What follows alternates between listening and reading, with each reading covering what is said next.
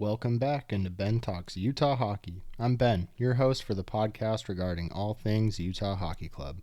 From game previews and post-game breakdowns, player highlights, stats, and storylines, this podcast is your ultimate guide for Utah's newest hockey team.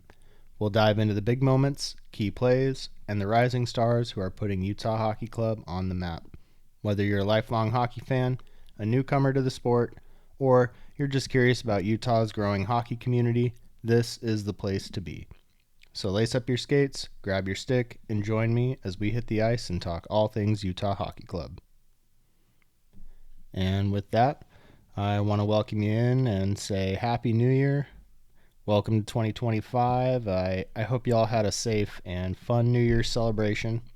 And as of recording this podcast, it's a little bit after midnight here. It's about 12:30 here in the morning on the 1st of January here in Florida. And so you might still, the fireworks have kind of trickled off, but you might hear one or two popping off in the distance. So just got to roll with it here tonight. I do want to get this recorded before I hit the sack for the evening. So we're coming at you with a little bit of a post-game review / recap, and Utah was taking on the Oilers this past evening on New Year's Eve up in Edmonton, and some thoughts that I had, just some notes going into this game. One big thing is Clayton Keller was out of the lineup due to an illness, and Liam O'Brien got the nod from the healthy scratch list. It's his first game in over 2 months, and as O'Brien has only started 3 games this season, and all have come at the very beginning of the season, so this is his first game since, and he's been on the healthy scratch list, unable to crack the lineup until this evening. We will see if Keller's absence impacts the power play unit and that first line production. O'Brien, he needs to have a physical night in this one, and hopefully some offensive production as well. He's skating with the third line on the wing alongside Bugstad and Krause, and Michelli is moved up to the top line in Keller's absence. So we're going to get through this game here. We're going to go period by period, break it down a little bit. I'm going to share with you goals and penalties and kind of what happened, and then just little breakdowns of each period, and then we'll get to my thoughts after. So first period, we're seeing Jackson Stauber get the net and for Utah, and Stuart Skinner in between the pipes for Edmonton. O'Brien and Bugstad almost immediately capitalize on their first shift with O'Brien at the net front. And during the rest of this game, I'm going to be looking for him to kind of plant himself in front of the net and see if he can get any tip-ins or rebounds. And we also see the second line with Gunther, Cooley, and McBain. They'll probably be getting the top minutes in this game tonight, which it played out like that. Edmonton scores a goal early. Matthias Ekholm scores from a rebound in the slot, putting one in the top corner on Stauber's stick side. Podkolzin on the assist. God, that's a tough name to say, Podkolzin.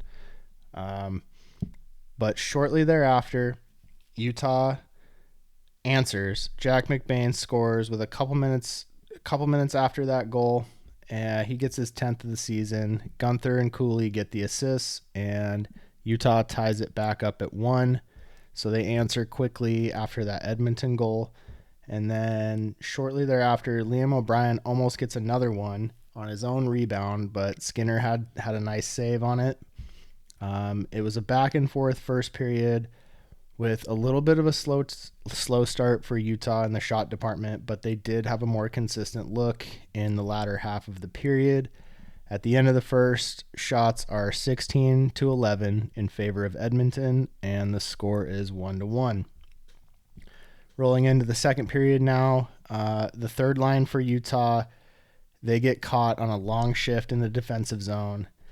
They get an icing, and then after that icing is called, those players still have to remain on the ice, and There there was some zone action, and then they get an offsides. And Liam O'Brien tries to drop the gloves with Ekholm, but Ekholm wanted none of it. And luckily, O'Brien didn't take a penalty for dropping the gloves and trying to initiate a fight. So that happens. It's fine. Players change. No penalties are assessed. Players get changed, and then shortly after the line change, Edmonton scores. Nugent Hopkins on a pass from McDavid and Brown, and then 20 seconds later, Edmonton notches another goal. Stetcher scores, making it 3-1 in the early second period for Edmonton. So Edmonton's up 3-1, and they lead in shots at this point of the game, outshooting Utah 21-12, with Utah not getting much offensive zone time through the midway point of the second. And then we see the first penalty of the game.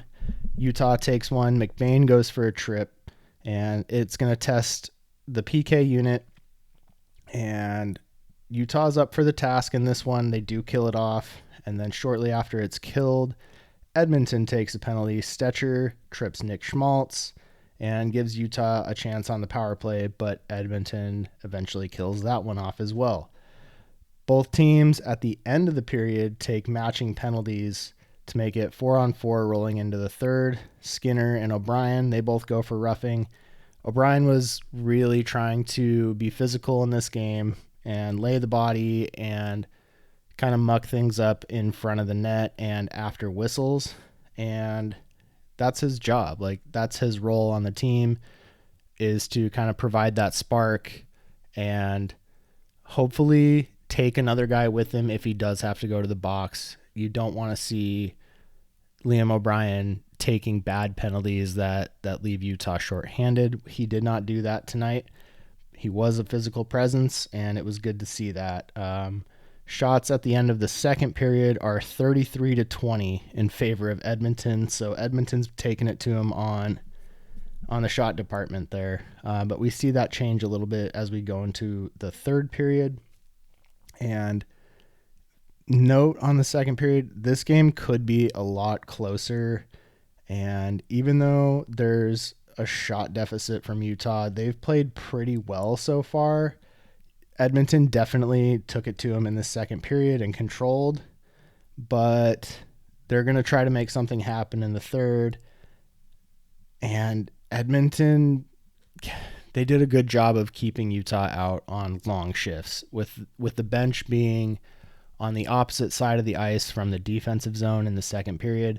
Edmonton did a really good job of controlling the puck in the neutral zone and the offensive zone to keep Utah from being able to change when players got tired. And that was one big thing that I noticed in the second period. But rolling into the third period now, neither team was really getting much going up to the midway point. McDavid did have a chance all alone on Stauber, but Stauber made the nice save to keep the deficit at 2 goals. And stopping McDavid was probably a huge bullet point for Utah coming into this game. And so far, they've kept him to just 1 point with the assist in the second period. But they're doing a pretty good job at trying to contain him so far. And then we see Utah later on, midway through the period. Ian Cole takes a penalty, but Utah does kill it off. And we're going into the later parts of the game. Shots are 37-24 in favor of Edmonton with 7 minutes left, and Utah tries to pressure here. You can really tell they're getting a little bit more offensive zone time, but they're not getting anything to drop. And it feels like in recent games when they're down late in a game,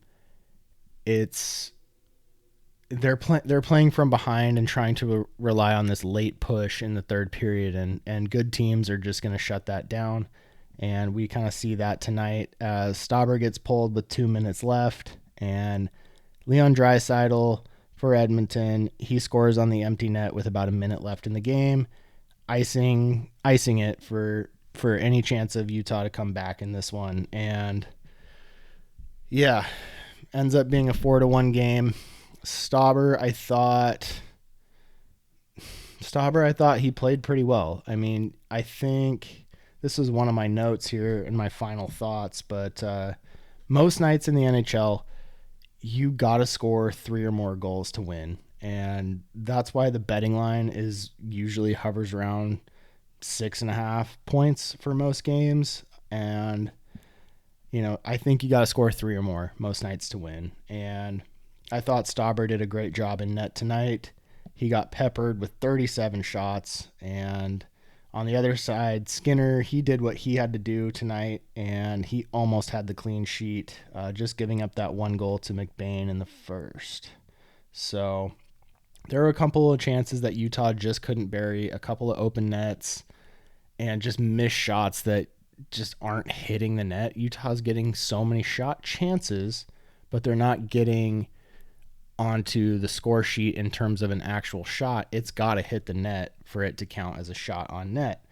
It's got to hit the goalie. It's got to go in, one of the two. And they just weren't capitalizing on getting the puck on the net. Pucks are going wide and pucks are going over the net way too often. They really got to hit the net. Maybe they got to shoot a little bit lower. I know that there's a better chance of it getting blocked if it's lower, but something's got to give there. That's just one thought that I had. So in this one, Utah falls to 16, 15, and 6, and they drop down to 6th place in the Central. The St. Louis Blues jump over them tonight up into 5th place with a win over Chicago in the Winter Classic that took place at Wrigley Field, which always a cool tradition that the NHL does. I love the Winter Classic. I did not get to watch. I watched like the last period of it, and it was kind of a blowout.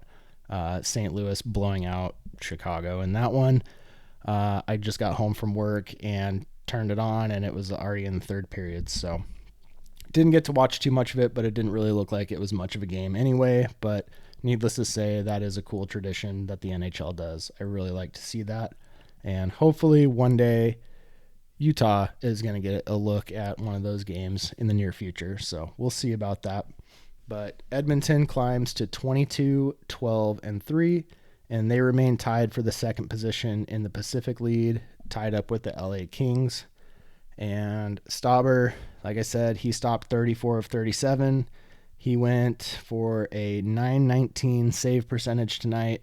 Skinner stopped 27 of 28 for a .964 save percentage. And you're going to win a lot of games if you only let 1 goal in. I mean, it's not too many nights that you see that in the NHL. The players are so good now that these goalies have a tough time keeping the puck out of the net, it seems. And league average is below 900. So, yeah, he had a great night tonight. Skinner did. And Stauber did too as well. I thought Stauber played really well for being a backup goaltender that doesn't see a lot of games. Maybe every other week or once a week he might get in, and he played well tonight, and I thought he gave Utah a chance to win, but they just couldn't put up the offense in front of him. Edmonton's role players, they stepped up when they needed it, and they also got some points from their stars, and Utah didn't stand a chance in this game. We see one assist for McDavid and an empty net goal from Draisaitl, so they get half the points for their team as the stars of their team. And Utah's second line didn't get any help from the other lines in scoring tonight. McBain got the only goal. Little note on Liam O'Brien. He gets the start for Keller tonight.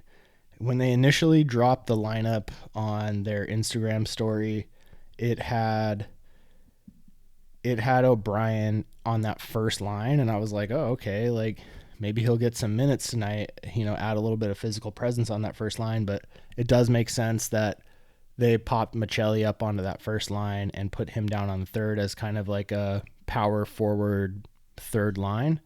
I actually kind of really like that line. I think on some teams that would be a great fourth line to have, but on Utah's team, I do think it is a good third line for them to have. I mean, I wouldn't hate to see that some nights, but you don't want to see Keller out of the lineup to get that. So he had just over 9 minutes of ice time tonight, so not a ton of minutes. But But we'll see if Keller's feeling better here going into Calgary in this next one. But hopefully he is. I'd like to see Keller back more than I would like to see Liam O'Brien in the lineup. I do like Liam O'Brien. I think he's a good enough player, but yeah, you don't want to see your star player out. And he does bring a physical presence to the lineup. He had 6 hits tonight, which I believe Utah needs more of in their game. They need that from some of their other guys instead of just a poke check and then a spin around. They need to finish checks, and I think that's one thing that Utah did. They did that well tonight. They led the game in hits. I think Edmonton only had like 4 or 5 hits, and yeah, so Utah led in the hit department tonight. Most of those hits coming from O'Brien, but I think that's something they need to have a little bit more of in their game. And to be honest with you, I think Edmonton kind of had this win in the bag mentally before coming into this game. It seemed like Utah, they just reverted back to how they were playing at points of last year and earlier in the year. Totally negating some of the things I've said recently in terms of, oh, they've got a 1 or 2 goal deficit. Shouldn't be a cause for concern. They seem to get a spark and get back in most games. Didn't happen for them tonight. And it at points it feels like it's more of the same. I had a moment tonight where I was just like, okay, are we reverting back to Coyotes hockey from last year? Because that's what it feels like when we play the Edmonton Oilers. So, and last year the game I went to at the Mullet Arena was a game against Edmonton. I actually saw them in Tampa Bay as well earlier in the season last year, which they lost to Tampa Bay as well, but they also lost to the Oilers in the game that I went to, and the crowd was, I don't know, 75, 80% Oilers fans, and it was a pretty miserable night there in in Arizona. So it felt like a lot like that game tonight, and the crowd was just, they were doing the wave in the late and third period, and it was just like, yeah, we got this in the bag. It seemed like they knew that they were just going to win this game tonight, and Utah was coming off a back-to-back in the previous night, so their legs weren't as fresh, they weren't as tired, or they were a little bit more tired than they probably would have been had they had a day's rest and got those fresh legs. But I think that was one factor as well. You don't want to play a team like Edmonton on a back-to-back. That's just not, when they don't have a back-to-back, it's not good for you to have a back-to-back against them. So Utah continues with the losing streak. They lose their last 4 games, and they aren't looking great while doing so, as I've said. And before this losing streak, it looked like they were playing with some confidence and more consistency, finishing games and staying in games and taking games to overtime if they had to. And lately it's just been a little too late for them, quote unquote, for me. Just a little bit. They're trying a little bit too late with that late push. And yeah, you got it. I've said it before, I'll say it again. You got to put together a complete 60 minutes. The Oilers are a great team. I'm betting they're going to make the playoffs. They do most years, and they look like that this year.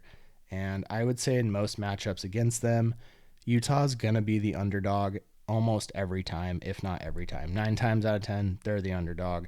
And hopefully in the next meeting between these two, Utah can put together a better game. They just couldn't mount the offense tonight, and they head into the new year on a cold streak. We do have Calgary and Dallas coming up next, and yeah, continues to be more tough tests for Utah in front of them. I mean, no night is a given in the NHL, and yeah, when you run into some good offensive teams and you're not producing, it's not a fun night for you in the NHL. Yeah, I mean, at least this one didn't get out of hand. And like I said, there were chances for Utah to climb back in this one and likely be leading in the game. But just those back-to-back breakdowns for them in the second period with goals coming within seconds of each other. It's hard to come back from that momentum swing when you're on the road and you're in a loud building like up in Edmonton. It's just tough to come back from that, and they didn't tonight. And we'll see what happens next. But yeah, not looking so hot for Utah right now. Yeah, you really just want to see them play a little bit better, play more consistently, and not have those breakdowns, those defensive breakdowns that lead to odd man rushes, the giveaways, the turnovers. They forecheck really well, but they are not playing well in the defensive zone and the neutral zone. They're giving the puck away too much and creating bad turnovers that lead to odd man rushes against their goalie. And it makes it tough for the goalie. Like I said, Stauber did well tonight to stop 34-37. I mean, you do that, you give your team a chance. No one's faulting Stauber tonight. That's not on him. It's a team effort and it's a team game. You can't blame that all on the goalie tonight. You need more offensive production, and you need to bury the chances when you get them. Good teams, when they get an open net or an open look or an open corner, they bury that puck. And Utah doesn't do that tonight, and you really see some of their goal scorers kind of getting on a little bit of a cold streak and maybe gripping the stick a little bit too tight. And I'd really like to see that third line produce something, because Michelli, although he played up on the first line tonight, he had a couple of those chances and he just missed the net completely, and he wasn't the broadcast team said he's been snake bitten, and that's a great way to put it. I mean, he just cannot get one to go. Kraus can't get one to go. Bugstad cannot get one to go. Not even in the shootout when he's 1-0 versus the goalie. He's missed both of his attempts. So, I mean, you just gotta see some goals go in, and I think once they do, some of Utah shooters, once they see those go in, I mean, I think it's gonna be a flood of goals coming in, and hopefully that's soon. They gotta have that. They gotta have that versus Calgary coming up, and especially Dallas in the next one. So we'll see. But thank you for joining me. That's gonna wrap it up tonight. Happy New Year. I hope y'all are staying safe and you're celebrating, and you're having a good time rolling back into this new year. So rolling forward, rolling back. I'm so tired. It's almost 1:00. Rolling forward into the new year of 2025, we'll see what's in store for us and for the Utah Hockey Club as well. And yeah, that'll pretty much do it. This has been Talks Hockey, Utah Hockey. Oh my God. Oh, these one takes. These are all on one take, and I try to do my best. I know I have mess ups and blunders here and there, but it is a struggle right now. All right, signing off. This is Ben Talks Utah Hockey, and we'll see you on the next one. Thanks for tuning in.